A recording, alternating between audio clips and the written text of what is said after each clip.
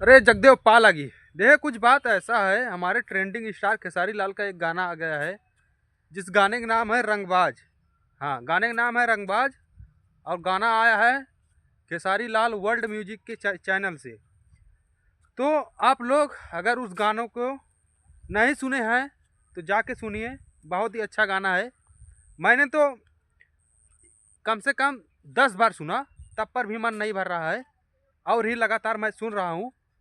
मैं रोड में था, फिर वहाँ बजाया गाना, फिर घर आया, फिर वहाँ बजाया गाना, फिर उसके बाद गाड़ी में बैठा 4 चक्का में, उसमें गाना बजाया। जैसा कि मन ही नहीं भर रहा है और मैं बजाते जा रहा हूँ। और गाना को लिखे हैं हमारे कृष्णा बेदर्दी जी। बहुत ही अच्छा गाना है। हे राजा धैले रहा, यही गाना है। तो आप लोग जाइए और उस गाने पर खूब प्यार आशीर्वाद दीजिए और खूब ज़्यादा रील बनाइए। धन्यवाद।